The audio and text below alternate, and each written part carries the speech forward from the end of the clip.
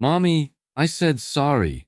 Those were the last words my 5-year-old daughter managed to say before the sound that shattered my entire world. Bang. The gunshot ripped through the calm of our perfect Saturday morning.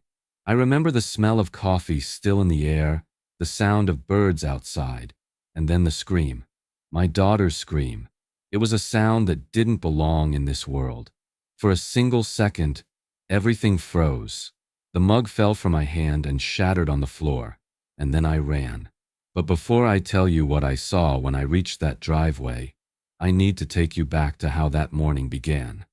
The sun had risen soft and golden over our small suburban neighborhood, the kind of place where people wave when they mow their lawns and kids ride bikes till dusk. It was peaceful, predictable, almost too perfect. Our street was lined with identical houses and manicured hedges, all watched over by the ever-present rules of our homeowners association. At the time, I thought those rules were just part of suburban life, a nuisance at worst. I didn't realize those same rules, or rather the woman who enforced them, would soon destroy everything I loved. Inside our kitchen, the smell of fresh coffee mixed with the sweetness of pancakes. My wife Sarah had gone to the grocery store, and I was cleaning up breakfast with half an eye on my laptop. "Daddy, can I go outside?" Emma asked, holding her box of chalk like it was treasure. Her big brown eyes were full of excitement and her pink butterfly dress swayed as she bounced on her toes. "Of course, sweetheart," I said, kissing her forehead. "But remember, stay in our driveway, okay?" She nodded seriously as if I'd just given her a mission from heaven. "I promise, Daddy." I watched her through the window as she stepped into the sunlight. She picked a spot near the garage and opened her box of chalk. The soft scraping of pastel colors on concrete mixed with her humming. The same tune she always sang when she was happy. A rainbow took shape beneath her small hands, then a smiling sun, then 3 stick figures holding hands, me, Sarah, and her. That tiny chalk family might have been the most beautiful thing I'd ever seen. The breeze carried the scent of freshly cut grass, and for a moment I felt a peace I hadn't felt in years. I remember thinking, this is what life should be. Simple, safe, full of love. But even in that calm, something about the neighborhood always felt watched. Every house looked perfect, but behind those white fences were whispers of tension. Complaints, violation letters, quiet resentment toward the HOA president who ruled our little community like a warden. Her name was Karen Mitchell, and she lived 2 houses down. Karen had a way of appearing out of nowhere, like a shadow that didn't belong in the sunlight. You'd be trimming a hedge or putting up a flag and suddenly she'd be there, clipboard in hand, lips pursed, eyes scanning for imperfections. She was obsessed with community standards. We'd had our share of warnings. Mailbox paint slightly off color, lawn height half an inch too long, but I'd brushed it off. People like her thrived on control, I told myself. Ignore it. Keep your head down, and life stays peaceful. I had no idea how wrong I was. From the kitchen window, I could see the reflection of our white picket fence, the soft pink chalk dust floating through the air, and my daughter's laughter echoing like a melody. If I could have frozen that moment forever, I would have. It was pure, untouched by the ugliness of the world. But perfection is fragile, and on our quiet street, peace was only a mask covering something darker. I poured another cup of coffee, unaware that every second I spent sipping it brought me closer to a nightmare. I didn't notice the blinds shift slightly in the house down the street. I didn't see the figure watching through them. I didn't feel the eyes filled with envy, hatred, and something far more dangerous than either: righteousness.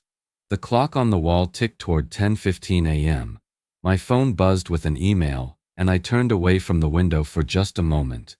The hum of life outside continued, birds singing, sprinklers hissing, my daughter humming. I remember smiling. Just 3 minutes. That's all it took. 3 minutes between innocence and horror. When I turned back toward the window, everything still looked the same.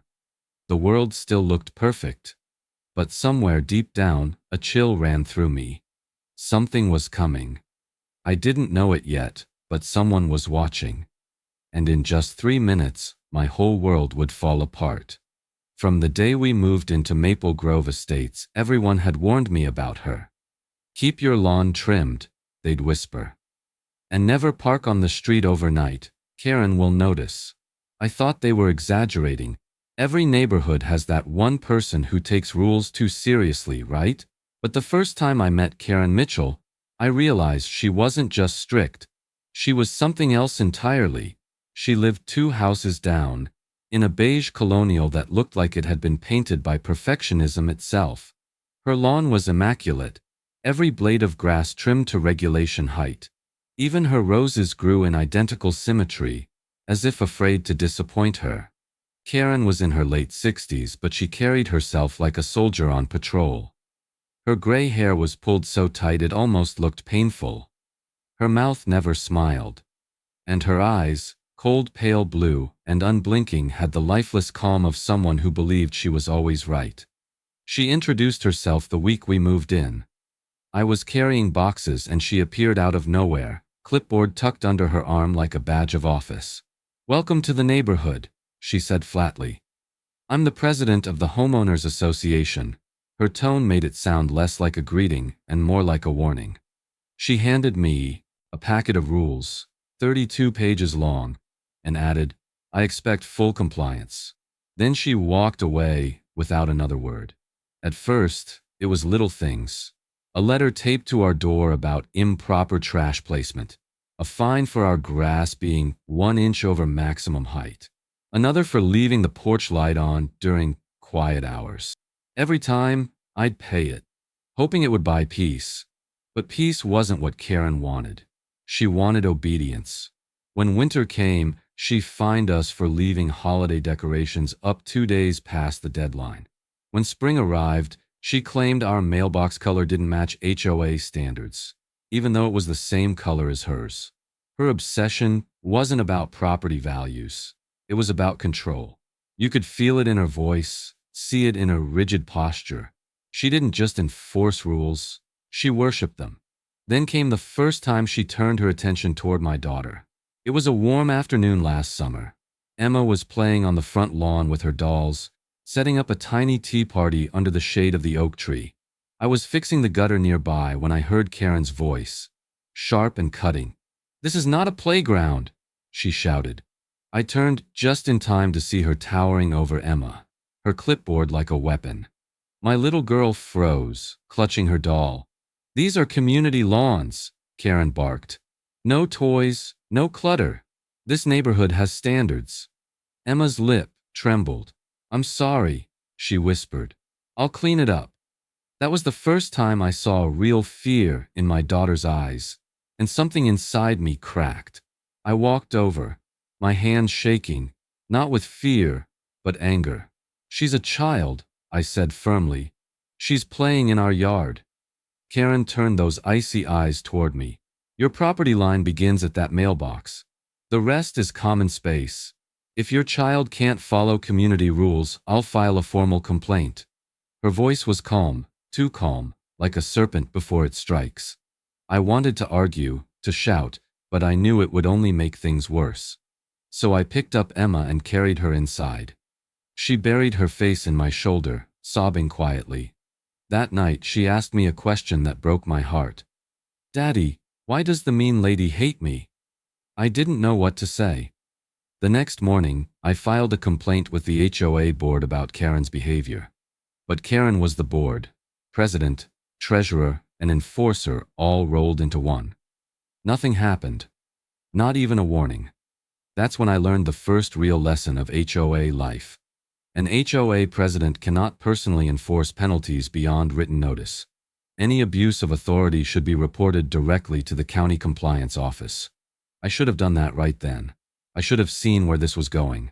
After that day, Karen's eyes followed us everywhere.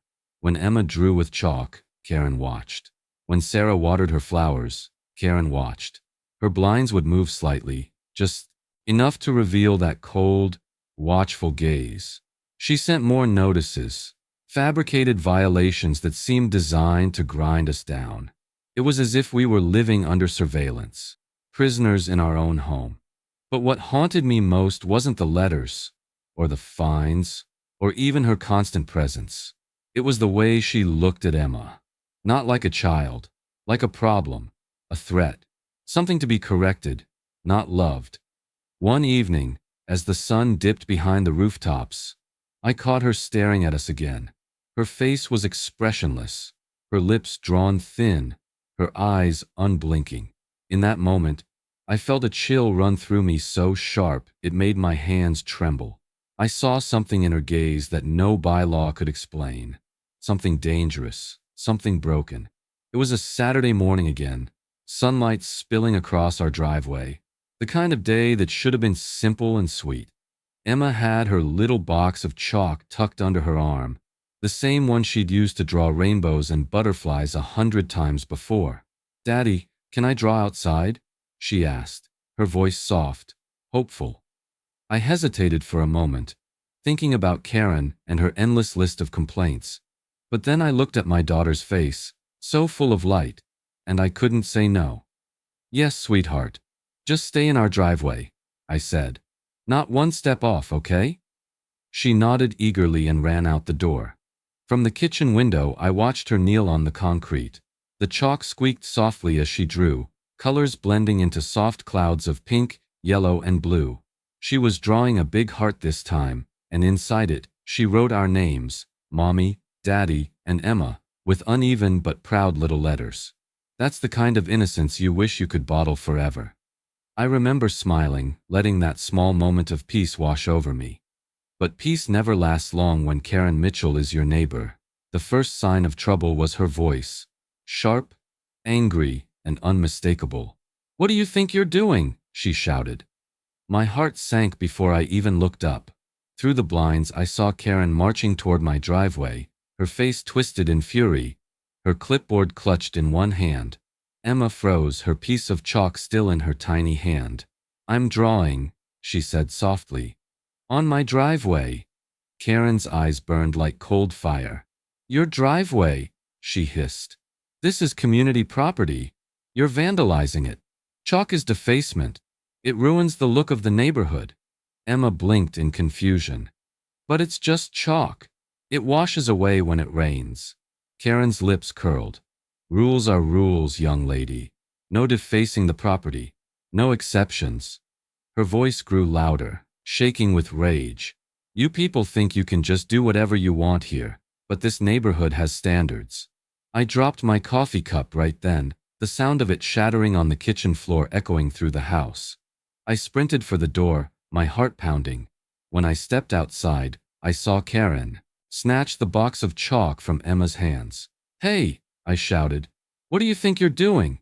Karen turned, her face flushed red. "I warned you about this kind of behavior. This is vandalism." "She's 5 years old," I yelled, rushing toward Emma, who was trembling now, her eyes wet with tears. "This is a neighborhood, not a playground," Karen snapped.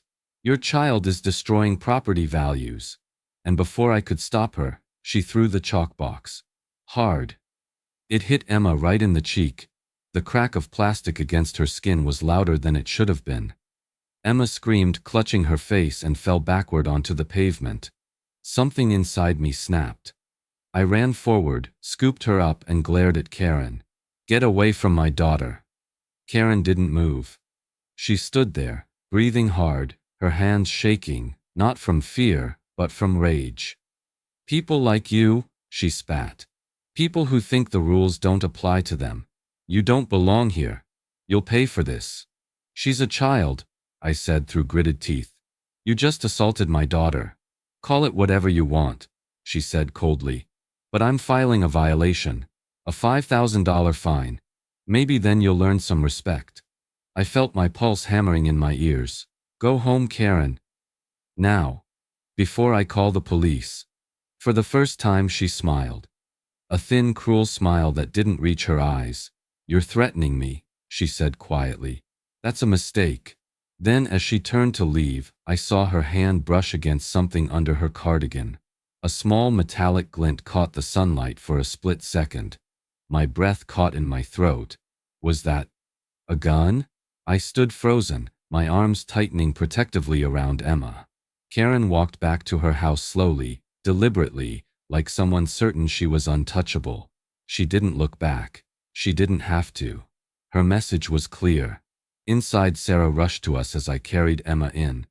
Her cheek was red and already swelling. "What happened?" Sarah gasped. "Karen," I said bitterly. "She lost it." Sarah's voice trembled. "We have to report this, now." And we did. I called the HOA board, but the woman on the other end spoke carefully, nervously. "Mr. Wilson, Mrs. Mitchell is the board," she said. "There's not much we can do." That was when I learned something every homeowner should know. If your HOA board abuses its authority, you can report them directly to your state attorney general's office. Always document every verbal threat, every notice, every incident, because bullies in power count on silence. That night, as Emma slept with an ice pack pressed to her cheek, Sarah and I sat in the dark, listening to the crickets outside. The neighborhood looked peaceful again, but it was a lie. I couldn't stop replaying that moment. Karen's hand moving beneath her cardigan, that flash of metal. My stomach churned with dread, because deep down, I knew what I'd seen. I knew what it meant. Karen wasn't just angry. She was dangerous. And the next time she came after us, she wouldn't stop at a box of chalk. The day after Karen threw that chalk box at my daughter, something in our home changed. The laughter that used to fill our mornings went silent. Emma no longer asked to play outside. She just sat by the living room window, watching the driveway like it was a battlefield. Every time a shadow passed, she'd flinch and whisper, "Is the mean lady out there, Daddy?" I told her no, that everything was fine, but even as I said it, I didn't believe myself. Sarah wanted to move. She said it every night. "We can't live like this," she told me. "She's dangerous." You saw it in her eyes. I knew she was right. But every time I looked at the mortgage statement pinned to the fridge, my chest tightened. We had just bought this house 6 months earlier, poured every cent we had into the down payment. We couldn't afford to sell, not without losing everything. "It'll calm down," I said, trying to convince myself. "She's just trying to scare us. If we ignore her, she'll move on." But Karen didn't move on. She doubled down. A week later, I caught her standing across the street in the middle of the night, staring at our house. No flashlight, no phone, just standing there like a statue. When I stepped outside, she didn't move. Her eyes glowed faintly in the reflection of the streetlight. I called out, "Karen, what are you doing?" She said nothing, just turned and walked back toward her home. The sound of her shoes crunching against the pavement still echoes in my head. After that, we started finding strange things. Photographs taped to our mailbox, pictures of our lawn, our car, even our front porch. Handwritten notes circled in red ink. Violation of Section 3C, clutter visible from street. Once, I found one taped directly to our front door. "Control your child." Sarah's patience broke first. "She's sick, John," she said one night, pacing the living room. "She's actually sick. She's obsessed with us." Emma sat on the couch, clutching her teddy bear, her eyes wide as if afraid Karen could hear us through the walls. "What if she hurts Emma again?" Sarah whispered. "What if next time, it's worse?" I put my hands on her shoulders. "I'll talk to the police," I said.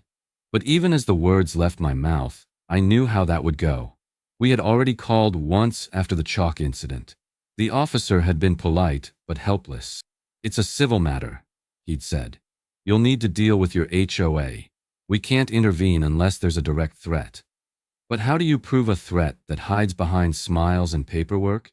How do you convince anyone that evil can look like a polite woman with a clipboard and perfect hedges? I started keeping notes. A journal of every encounter, every violation notice, every photograph. I didn't know what else to do. At night, I'd hear Sarah crying quietly beside me. Emma had begun sleeping with her light on. Once, she woke up screaming that Karen was in her room. I ran in and found her trembling, pointing at the window. "She was there, Daddy. I saw her face." I checked, of course. There was no one outside. But in the morning, when I opened the curtains, there were footprints in the dew, small, precise steps leading from the sidewalk to our window. Sarah begged again.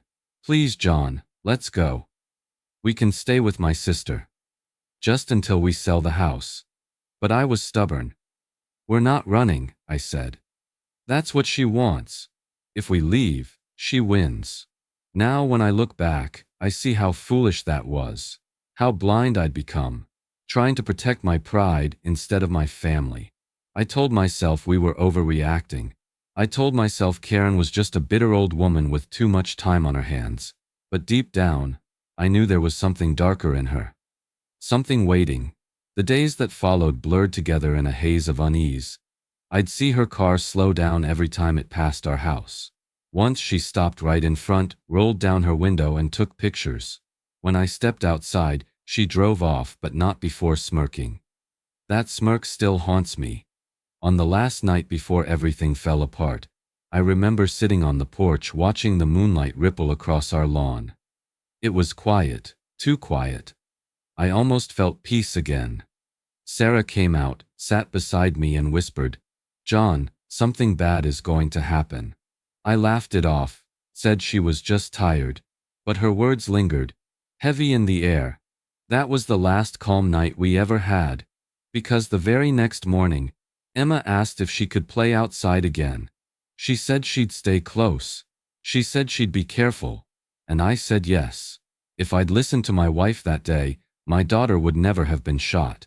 It happened on an ordinary Tuesday afternoon, the kind of day where nothing feels special, and that's exactly why you think you're safe.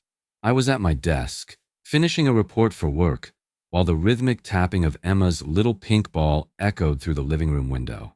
Each bounce had its own happy rhythm, a sound I'd grown to love. Thump, thump, thump. It was the sound of a child at peace again. Sarah was at her office, and the house felt calm for once. The light outside was soft and golden, filtering through the blinds. Emma was laughing, talking to herself as she played. I remember thinking how good it felt to hear her giggle again, how far we'd come since that awful day with the chalk. She was healing, or so I thought. Then came the moment that broke time in half. One small mistake, one innocent bounce. The ball slipped from Emma's hands, rolled gently down the sloped edge of our driveway, and tapped against Karen Mitchell's concrete border. 6 inches of accidental trespass. 6 inches that changed everything. "Daddy!" Emma called out. "My ball!" I looked up just as Karen's front door burst open. She didn't walk out. She stormed out, her face twisted with fury, her hand gripping something metallic. My stomach lurched. "No!" I whispered. Emma froze in the middle of the driveway. "I'm sorry!" she shouted, her little voice shaking. "I didn't mean to." But Karen didn't listen. She raised her arm. There was a flash of sunlight, a deafening crack that split the air like thunder, and then silence. A silence so deep it felt like the world had stopped breathing. Then came the scream. My daughter's scream. I ran. I don't even remember my feet moving. I just remember the world tilting around me, everything slow and fast at the same time. The smell of gunpowder hit me first. Sharp, metallic, nauseating. Then I saw her. Emma was on the ground, her pink dress soaked in red. Her tiny hand was pressed against her shoulder, blood spilling through her fingers. Her eyes were wide with terror. "Daddy, it hurts," she sobbed. I fell to my knees beside her, my hands shaking uncontrollably. "Oh God, Emma!" "No, no, no!" I pressed my palms against the wound, but the blood just kept coming. It was warm, thick, endless. "Stay with me, baby. Stay with Daddy." Behind us, Karen stood in her driveway, guns still in hand. Smoke curled lazily from the barrel. Her voice was flat, detached. "I warned you," she said. "Your family doesn't follow rules." My vision blurred with rage. "You shot my daughter," I screamed. "She broke the rules," Karen said simply, as if that explained everything. "This is private property." Neighbors began pouring out of their homes. Mrs. Peterson from across the street, Mr. Johnson from next door. Someone shouted for an ambulance. Someone else screamed at Karen to drop the gun. I didn't hear most of it. All I could hear was Emma's whimpering and the wet sound of her trying to breathe through the pain. Daddy, I'm sorry, she whispered. Her voice was so small. I didn't mean to. No, baby, I said, tears streaming down my face. You did nothing wrong. You're perfect. You're perfect. Mr. Johnson ran up with a towel and pressed it against her wound. Hang on, Emma. The paramedics are coming, he said, his voice trembling. Mrs. Peterson was on the phone with 911, her hands shaking so hard she could barely hold it. Karen was still standing there calm as ever. I have the right to defend my property, she said coldly. Stand your ground. That's the law. But she was wrong. So terribly, criminally wrong. Stand your ground laws do not apply when the so-called threat is a non-violent, unarmed minor. Lethal force must always be reasonable, and there is nothing reasonable about shooting a child over a ball. I wanted to charge at her, to take that gun and end it right there. But I couldn't leave Emma. I couldn't risk her fading while I was gone. Her skin was pale now, her breathing shallow. Daddy, she whispered. It hurts to breathe. Stay with me, baby. Please stay with me. The sound of sirens finally pierced through the chaos, distant but growing louder. Neighbors waved frantically at the approaching lights. My knees were soaked in blood. I didn't even realize I was screaming until my throat began to burn. Karen didn't move. She just stood there, her arms crossed, muttering about property values and respect. It was as if she was in another world entirely, one where reason no longer existed. The sirens grew louder, closer, but Emma's eyes were starting to flutter. I leaned closer, shaking her gently. Stay awake, baby. Mommy's coming. You hear me? Mommy's coming. Her lips moved faintly. I'm sorry, Daddy. I held her tighter, rocking her against my chest as the flashing red and blue lights painted our neighborhood in chaos. Help was coming. I just didn't know if it would be in time. The sirens grew louder until the air itself seemed to vibrate. Their wails echoed down the cul-de-sac, bouncing off the perfect facades of houses that had never seen anything like this. I knelt in the driveway, my knees slick with blood, holding Emma against me as if I could shield her from the world. Stay with me, baby, I whispered. Her breathing was shallow now, each inhale a soft, wet gasp. The towel under my hands was soaked crimson. I could feel her trembling. Her skin felt cold. Neighbors crowded the street, some crying, some frozen in shock. Phones were out everywhere. Flashes of cameras, shaking hands recording the horror. But I barely saw any of it. All I could see was Karen. She was still standing in her driveway, the gun hanging loosely in her right hand, her face eerily calm. Her gray hair was pulled tight, her mouth set in that familiar hard line of judgment, as though she still believed she was the victim here. Karen, Mr. Johnson shouted. Put the gun down. You shot a child. She didn't even flinch. She trespassed, Karen replied coldly. That ball rolled onto my property. I warned them. I told them I'd defend myself. Mrs. Peterson gasped. You call that self-defense? Karen raised the gun again, pointing it at the small group of neighbors gathered at the end of her driveway. People screamed and ducked behind cars. Someone yelled, "Get inside, she's still armed." The world spun into chaos again. Children crying, car alarms blaring, the sound of sirens now almost on top of us. I pressed my hand harder against Emma's wound. Hold on, baby. Please, hold on. Then the first police car screeched to a stop at the end of the street, followed by two more. Officers spilled out, crouching behind open doors, their guns drawn. Drop the weapon, one shouted through a megaphone. Put it down now. Karen didn't move. I'm in the right, she yelled back. I was defending my property. I'm the HOA president. You can't arrest me. Her voice cracked with manic defiance. She waved the gun toward the officers. Every neighbor screamed at once. I could taste metal in my mouth. Fear so thick I could barely breathe. Then a new sound cut through everything. The deep, throaty hum of an armored engine. A black SWAT van turned onto our street, headlights glaring through the chaos. Doors slammed open, and men in tactical gear poured out. Shields raised, rifles trained on Karen. Red laser dots flickered across her chest, her arms, her face. "This is the police." A voice boomed through a loudspeaker. "Drop the weapon and put your hands on your head." Karen's defiance wavered for a split second. Her eyes darted between the lasers aimed at her and the neighbors watching from behind cars. Her lips quivered, but then she found her voice again. "I'm a law-abiding citizen," she screamed. "I was standing my ground. That family doesn't respect the rules. You should be arresting them." "Ma'am," the SWAT commander barked, "this is your final warning. Drop the weapon or we will use force." She didn't drop it. Not right away. She lifted the gun slightly, trembling, as if deciding whether to point it again. Every muscle in my body went rigid. I covered Emma's head with my hand, praying this wouldn't turn into a massacre.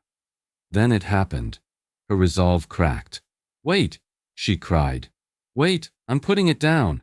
Karen slowly lowered the gun. The metallic clatter of it hitting the concrete was the loudest sound I'd ever heard. The moment it hit, the SWAT team moved. They surged forward like a storm, shouting, grabbing, tackling. Karen screamed as they pinned her to the ground, her voice a shrill mix of outrage and disbelief. "You can't do this. I'm the president of this neighborhood," she shrieked, her words muffled by the dirt. "I was defending my property. I was in the right." Officer Rodriguez, one of the responding officers, leaned down close to her face. "You shot a 5-year-old child," he said coldly. "You're done." They hauled her to her feet, her hands bound behind her back. She was crying now, not tears of guilt, but of fury. "She broke the rules," she screamed over and over, as if that somehow made sense of it all. "That family doesn't belong here." The neighbors were silent. No one dared speak. The only sound was the whimper of my daughter in my arms, and the faint hiss of radios from the police. As they dragged Karen toward the waiting cruiser, she twisted her head toward me. Her pale eyes locked onto mine, still defiant, still convinced of her own righteousness. For a moment I thought she might say sorry, that some spark of humanity might break through. But instead she hissed, "You brought this on yourselves." They pushed her into the car and slammed the door. The red and blue lights flashed across her face, distorting it into something almost monstrous. I looked down at Emma. Her eyes were half closed, her small body limp in my arms. "Stay with me," I whispered, my voice cracking. "Please, baby, stay with me." But her lashes fluttered once, twice, and then stilled.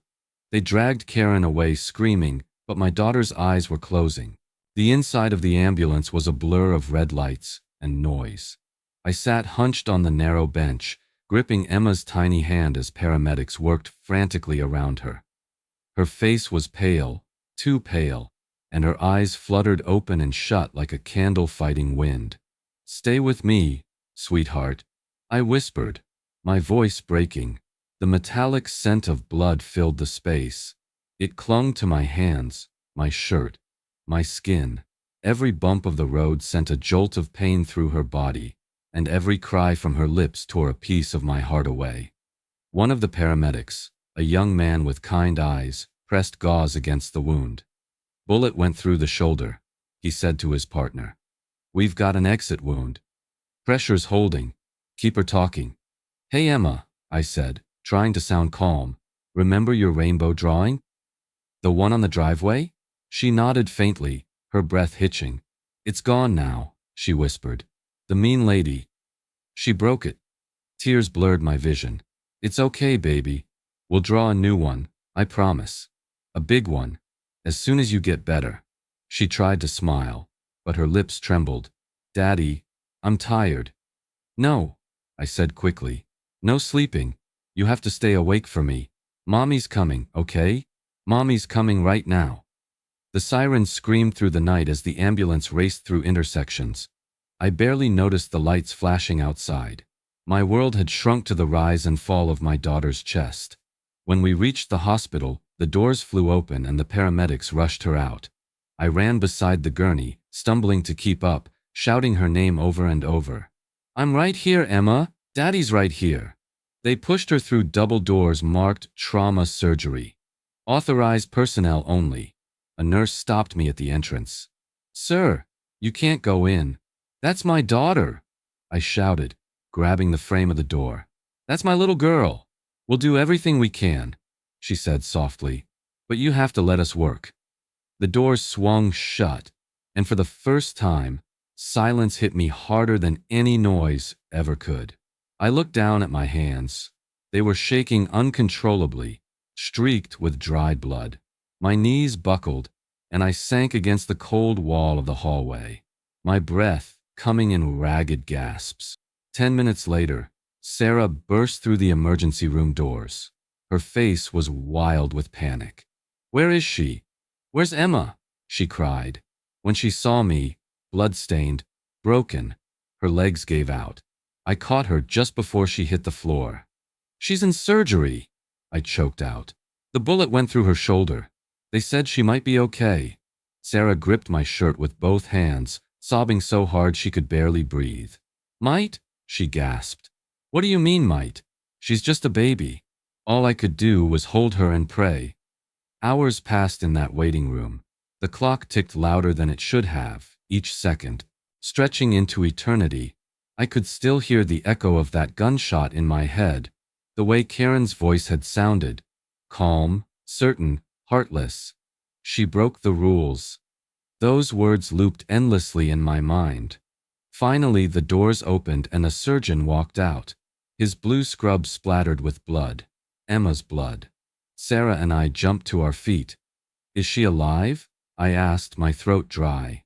He nodded, his expression heavy but hopeful. "Your daughter's a fighter. The bullet missed all major arteries. She's stable now. She'll need surgery to repair tissue damage and long-term physical therapy, but she's going to live."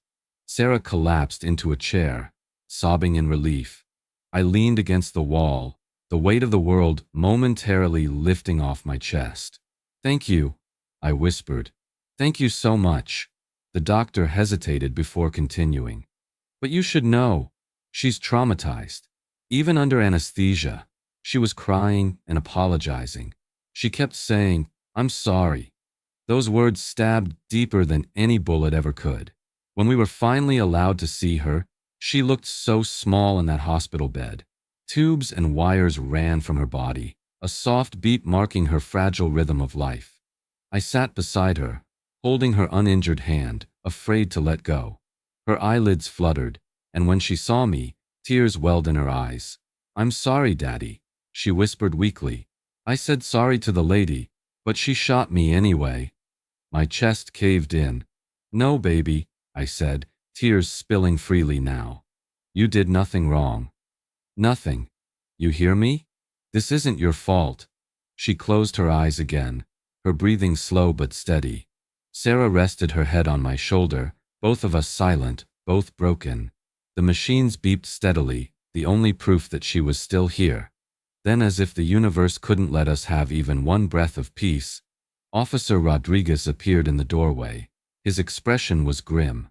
"Mr. and Mrs. Wilson," he said quietly, "Karen Mitchell has been taken into custody, but I need you to prepare yourselves. Her lawyers already made bail." Sarah's head snapped up. "Bail," she whispered. "She shot our child, and she's already free?" Rodriguez sighed, his eyes filled with frustration. "The system moves slowly, ma'am, but justice will come. I promise you that."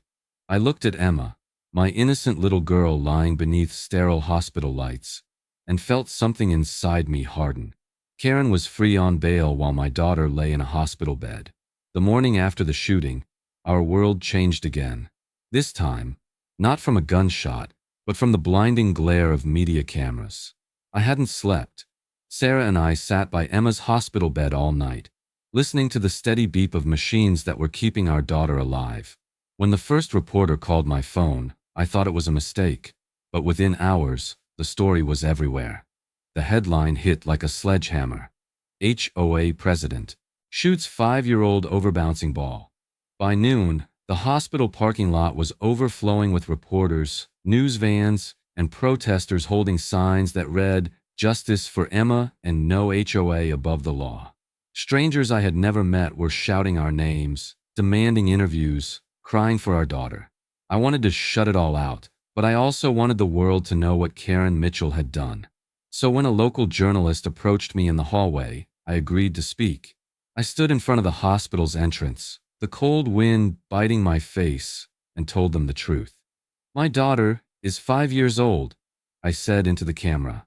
She was playing with a ball in our driveway.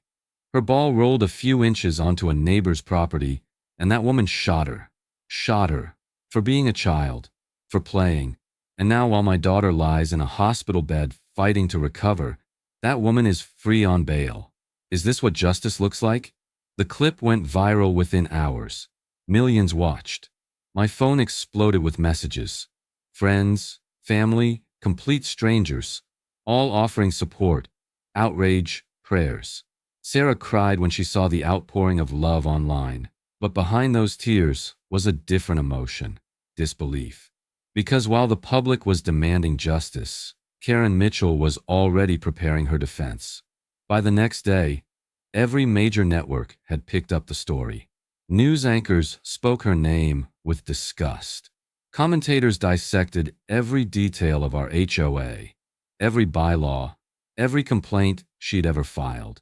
And then, like a dam breaking, her past came spilling out. It turned out Karen Mitchell had been the subject of multiple neighborhood complaints over the years. Accusations of harassment, intimidation, and even threats involving firearms. One neighbor claimed she had pointed a gun at his teenage son for parking too close to her curb. Another said she screamed at a mother for leaving Halloween decorations up too long, claiming they lowered property values. All of it had been swept under the rug by the HOA board she controlled with an iron grip. Social media lit up with fury. The internet christened her HOA Karen, a name that spread faster than any headline. Memes flooded Twitter. TikTokers reenacted the story. News outlets replayed my interview on loop. But it wasn't just viral outrage anymore. It was personal. People saw their own tyrannical HOA presidents in her face, their own neighborhood bullies in her cold blue eyes. The HOA board panicked. Within a week, they called an emergency meeting. Neighbors packed the community hall, the air thick with tension. I didn't attend. I couldn't bear to. But I later learned what happened inside. Homeowners demanded resignations. Some shouted, some cried. The board tried to defend itself, but no one was listening. They voted to remove Karen as president effective immediately. 2 other members resigned on the spot. By the end of the night, the HOA was in shambles. But the chaos didn't stop there. State investigators got involved, citing possible abuse of power and misuse of HOA funds. That's when I learned a crucial truth that I wish more homeowners knew. HOA officials can be held personally liable for actions that fall outside their official duties, and insurance rarely covers criminal acts. Karen couldn't hide behind her title anymore. She wasn't a leader. She was a criminal. The more the public learned, the worse it got for her. News channels showed photos of Karen's gun collection, 7 registered firearms. Old emails surfaced where she'd complained about children ruining the neighborhood and low-class homeowners not following rules. Even the people who once feared her now turned against her. Protesters began gathering outside her house, chanting through megaphones, "Justice for Emma! No excuse for violence!" Police had to barricade the street. One clip showed Karen shouting from her window, her voice trembling with rage. "I did nothing wrong. I was defending property rights." That video alone hit 10 million views overnight. For a brief moment, it felt like justice was finally turning our way. The world knew who she was now. She couldn't hide behind her boardroom or her bylaws. The HOA dissolved completely under public pressure. Families who had once been too afraid to speak came forward, telling stories of Karen's threats and harassment. We weren't alone anymore. But just when I thought her power was gone, we got the news that froze my blood. Karen had hired one of the most expensive defense firms in the state, the same lawyers who had represented corporate CEOs and corrupt politicians. She was claiming self-defense, twisting laws that were never meant to protect people like her. And the worst part? She still lived 2 houses away. The day Karen Mitchell came home from jail was the day my house stopped feeling like home. I still remember the sound of her car pulling into her driveway, 2 houses down, as if nothing had happened. It was late afternoon, the same time of day she shot my daughter. I was sitting by Emma's bed, reading her a story, when I heard that engine, that low, familiar hum. My hands went cold. Sarah looked up from the kitchen and froze. For a moment, no one breathed. Then, through the window, we saw her. Karen stepped out of her car, wearing a gray suit, sunglasses, and that same emotionless expression I'd seen the day of the shooting. No guilt, no shame, just entitlement. A neighbor across the street shouted at her, something about monsters and murderers, but she ignored it. She walked to her front door, opened it, and disappeared inside like she had every right to be there. And just like that, our nightmare was back. Emma saw her too. "Daddy," she whispered, gripping her teddy bear. "The lady came back." I knelt beside her bed, forcing my voice to stay calm even though my heart was pounding. "She can't hurt you, baby," I said softly. "The police won't let her." But the words tasted like lies, because deep down, I knew the truth. The police couldn't stop Karen from living right where she was. Her lawyers had paid a $5 million bail, and the court hadn't restricted her from returning home. From that moment, fear became part of our daily routine. I installed cameras, 6 of them, covering every corner of our house. Motion lights, alarms, reinforced locks. Every sound at night made me jump. Sarah started sleeping with a baseball bat under the bed. We never opened the blinds. It felt like we were living in a prison built out of anxiety. Emma refused to go outside. She wouldn't even step near the windows. If she heard a car door slam, she'd run to her room and hide in her closet. The child psychologist said she had severe PTSD. "She'll need time," the therapist told us, "and patience." She saw something no child should ever see. Time didn't help much. Every night, she woke up screaming, "The lady has a gun. She's coming." Sarah would rush to her side, holding her until the sobs turned into quiet whimpers. I'd stand by the door, useless, listening to the echo of a trauma I couldn't fix. One night, Emma said something that broke me completely. "Daddy," she whispered through tears, "if I sleep with my eyes open, maybe she won't come back." Sarah tried to stay strong, but guilt aided her. She blamed herself for going to work that day.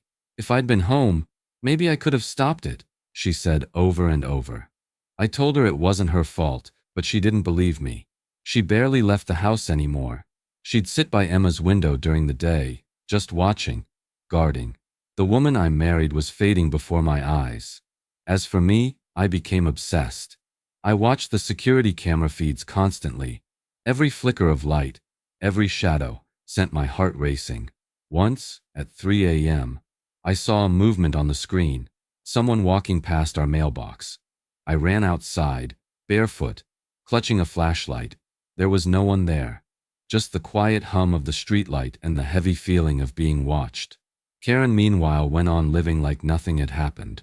I'd see her out front watering her flowers, chatting with delivery drivers, even waving at neighbors who refused to look back. Sometimes she'd glance toward our house, that cold smirk tugging at her lips. It was as if she enjoyed knowing how much power she still held over us. We were trapped. Every attempt to move fell apart. Between hospital bills, therapy costs, and lost work, we couldn't afford to sell the house. Real estate agents told us bluntly that no one would buy property on the shooting street. The place that once felt like our dream home now felt like a cage filled with memories of fear and blood. Even the neighborhood began to change. Families moved away one by one. Houses stood empty, lawns overgrown, for sale signs gathering dust. The street that once buzzed with kids playing and dogs barking turned into a ghost town. People were afraid to live near us, afraid to live near her. Some nights, I'd catch Sarah staring at the front door, her face pale. "What if she does it again?" she'd whisper. "What if she finishes what she started?" I didn't have an answer. I just took her hand and lied again. "She won't." But in my heart, I knew that as long as Karen Mitchell was free, we'd never be safe. 6 months passed like that. Half-lived days, sleepless nights, always waiting for the sound of another gunshot. And then, finally, the call came. The trial was scheduled. Karen would have to face us in court. 6 months later, we finally faced her again. In court. The courthouse was packed on the first day of Karen Mitchell's trial. Reporters filled every seat, cameras flashed from the hallway, and the air buzzed with tension. It had been 6 months since the shooting, but the world hadn't forgotten. People called it the trial that shook the nation. And from the moment I stepped inside that courtroom, I understood why. This wasn't just about Emma anymore. It was about every family who'd ever been bullied by someone hiding behind power and rules. Karen sat at the defense table, her posture straight, her face expressionless. She wore a navy blue suit, hair perfectly pulled back, as if she were attending an HOA meeting instead of standing trial for attempted murder. Her lawyers, 3 of them, whispered constantly, confident and smirking. When she glanced at me, her eyes didn't hold regret, only disdain. The prosecution began with a chilling timeline of that day. The ball, the gun, the shot, the screams. They played the 911 recordings, and my stomach turned hearing my own voice shouting for help. People in the courtroom cried as the operator's calm tone met my desperate pleas. Then came the videos, security footage from 3 houses, showing everything. Emma's pink ball bouncing a few inches into Karen's driveway. Karen stepping out with her gun already drawn. The muzzle flash. The image of my daughter collapsing. Gasps rippled through the courtroom. When it was my turn to testify, I stood in the witness box with trembling hands. The prosecutor's voice was calm but firm. "Mr. Wilson, can you tell the court what you saw that day?" I told them everything. How Karen had harassed us for years, how she screamed about rules, how she'd thrown a chalk box at Emma weeks before. When I described the moment she pulled the trigger, my voice cracked. She didn't hesitate. My little girl said sorry, and she shot her anyway. When I stepped down, Sarah took the stand. She could barely speak through her tears. "She broke my baby's body and tried to break her spirit," she said, her voice trembling. But she didn't. Emma's stronger than her. The defense tried everything. They painted Karen as a misunderstood community leader who had feared for her safety. They accused us of antagonizing her, of failing to respect HOA regulations. One lawyer even suggested I had a personal vendetta against her because of fines we'd received. Their arrogance made my blood boil. Then came their big play, stand your ground. They argued Karen believed Emma's ball was a threat to property and that she acted in lawful self-defense. Even the jury looked disgusted. The prosecutor, Jennifer Hayes, didn't waste time dismantling it. "The law allows reasonable force," she said, pacing before the jury, her tone sharp. "Reasonable force does not mean shooting a 5-year-old child over a rubber ball. This wasn't self-defense. This was cruelty disguised as authority." Finally, it was Emma's turn. She was 7 now, sitting nervously on the witness chair, legs swinging above the floor. The judge spoke softly. "Emma, can you tell us what happened that day?" Her voice was quiet, fragile. "I was playing with my ball," she said. "It bounced onto the mean lady's driveway. I said sorry. I said sorry a lot. But she shot me anyway." The courtroom went silent. You could hear people crying quietly. The defense attorney stood, but the judge immediately warned him to tread carefully. "Emma," the man began, "are you sure you didn't go onto her property?" "Objection," Hayes snapped. "This is harassment."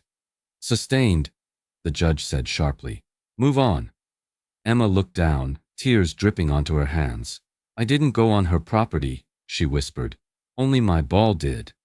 That was the moment everything changed. Every juror's eyes softened. Every heart in that room broke. The prosecutor presented the final evidence. Ballistics, trajectory, witness statements. 17 people had seen it happen. The case was airtight. Karen sat stone-faced, whispering to her lawyers, pretending none of it mattered. When closing arguments ended, the judge looked at the jury. "You have heard the evidence," he said gravely. "You may now deliberate." Sarah reached for my hand. Emma sat between us, clutching her teddy bear, the same one from the hospital. My heart hammered as the jurors stood and filed out. The jury went to deliberate. We held hands, waiting for justice. We waited for 3 long hours while the jury deliberated. 3 hours that felt like 3 years. Every tick of the courtroom clock was another heartbeat of dread. Sarah clutched my hand so tightly her knuckles turned white. Emma sat between us, older now but still small, her teddy bear tucked under her arm. The air was so heavy with tension it almost hummed.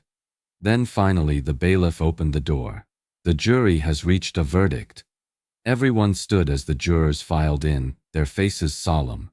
The forewoman held the verdict slip in trembling hands. I could barely breathe.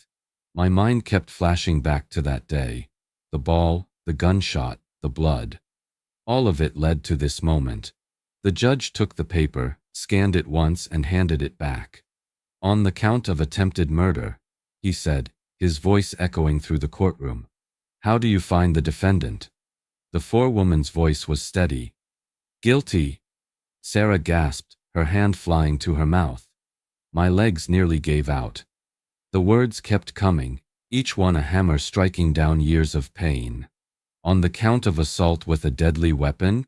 Guilty. On the count of child endangerment? Guilty." By the time the third verdict was read, I was shaking. Tears filled my eyes. Emma leaned into me and whispered, "Did we win, Daddy?" I nodded, though the word win didn't feel right. There were no winners in that room, only survivors. Karen sat motionless at first, her face pale as the verdicts echoed around her. Then suddenly her composure cracked. "No!" she screamed, slamming her hands on the defense table. "This is wrong. I was defending my property. That brat broke the rules." Her lawyers tried to calm her, but she wouldn't stop. "I did nothing wrong. You're all corrupt. This whole system is corrupt." The judge's gavel pounded against the wood. "Order! Ms. Mitchell, that's enough." But she kept shouting, her voice rising, frantic and venomous. "They provoked me. That child deserved—" "Enough," the judge thundered. The room fell silent. He looked at her with disgust.